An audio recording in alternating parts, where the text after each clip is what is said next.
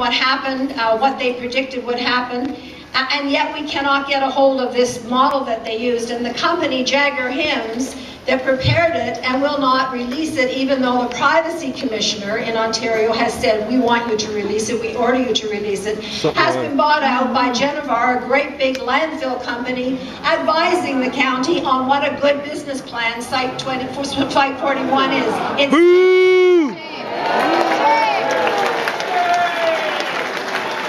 and we have to say it, Steve. And that is the second reason, that we have to stand back and have a moratorium while we find out where that model is and where we have an independent peer review. We also need to stand back because since that site was chosen, we passed the Clean Water Act in this province. And I don't know if you've ever read it, but it's really worth reading. It basically says that we may not put any material into any deleterious anything, dumping or chemicals or anything into any of our water, our drinking water, anywhere in the province. It says that. And it says that preventing this kind of pollution of our drinking water is the first line of defense for our good health and our environment. And yet, post the Clean Water Act, we're going ahead, or the county intends to go ahead and put a dump site on Site 41. Shame on them in light of that new legislation. Shame! Shame!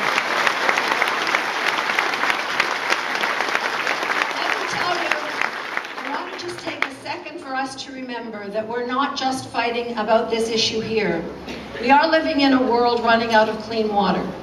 Now that may be hard for us to understand because back in about grade 6, every one of us learned that there's this finite amount of water in the hydrologic cycle and it can't go anywhere and we can't destroy it because it's a fixed amount and it goes round and round and round. Well, our teachers weren't lying, but they were wrong. What we now know, and this is proven beyond a doubt, is that a combination of pollution of surface and groundwater, the mass movement of water from aquifers, rivers, and lakes from where we can access it to where we cannot, particularly when we send it to big cities and dump it in the ocean as garbage, and we destroy, as we are doing with Site, or are they planning to do with Site 41, we are actually running out of clean, accessible water, and close to 3 billion people in our world do not have clean water, accessible clean water, within a kilometer of where they live. Every 8 seconds, in our world, a child dies somewhere of waterborne disease. So this is not some kind of a game that's being played.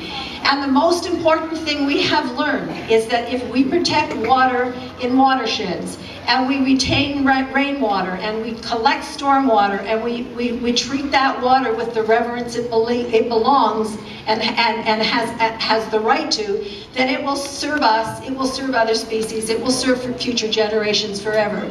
If we see that water as an economic tool for us, we think we can do anything with it that we want, we won't be here. And I don't mean to make this too dramatic, but I'm working in countries and communities now where there is no water left. You read about what's happening in Mumbai, India. You read about Pakistan, where 3/4 of the people don't have any access to clean water. I mean, 3/4. You read about the 22 countries in Africa that have run out of water. Read about Australia, which is not a poor country, that has overextended its water so much the river, the only river system they have, the Murray-Darling, is dying from the mouth up. I can take you on a tour of the world and show you that we are a world living in what scientists call hot stains, parts of the world that are not just experiencing cyclical drought, but running out of water. And we know everything we need to know about how to reverse that. Keep that water in watersheds and protect it, stop polluting it, do everything we can to retain it and to rebuild those watersheds. Treat water as a public trust and not as a private commodity to be bought and sold on the open market like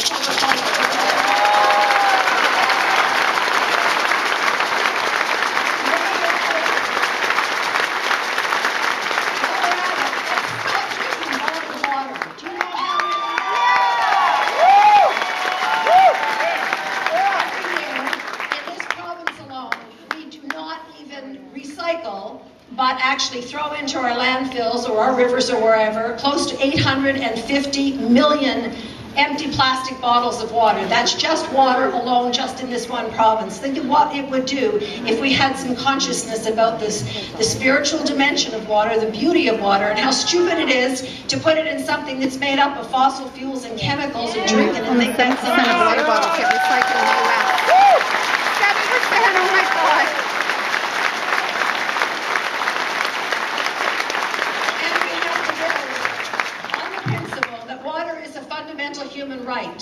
not just for us here in this country, but for people all over the world. And this means that we're going to have to see water differently, and we're going to have to understand our relationship to it in a profoundly different way than we have. We're going to do that around the world, but we're going to start right here in Simcoe County, and we're going to protect the Allison aquifer with whatever means we have to use.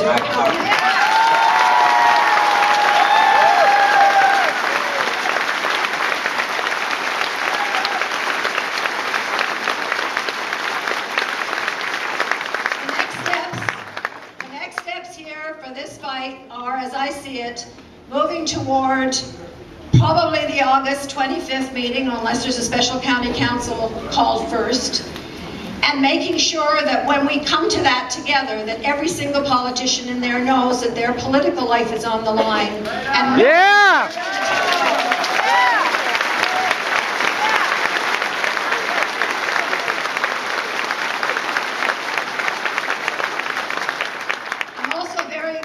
tell you that Monday morning, the Council of Canadians legal team is going to court in order to promote an injunction, with an application for an injunction to halt construction at Site 41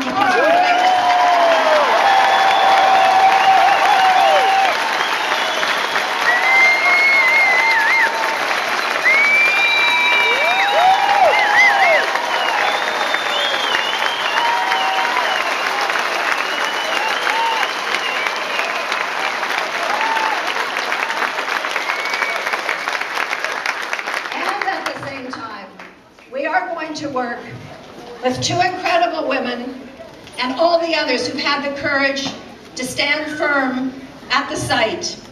I want to just say that the camp, and we want to invite everybody back to the camp across from Site 41, has become the epicenter of the spiritual and political fight against Site 41. And I want today to say that we are going to fight with everybody who has been named in the injunction for defense.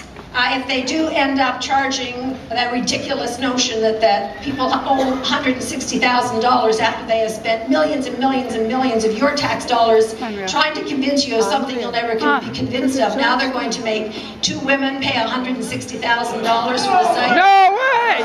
No way! No way! No way!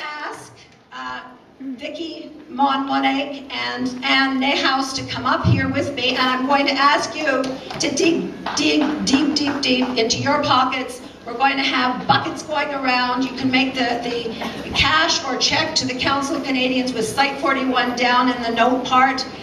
This is going to go to the legal defense for Vicki and Ann. We are going to win this together. We are not going to let these two women be left alone. And they did name a number of Jane and John Does, so that means all of us in this room, we are all responsible for protecting this site and for protecting these women and others who have worked so hard on our behalf and stood up to the powers that be for Site 41. Vicki and Ann.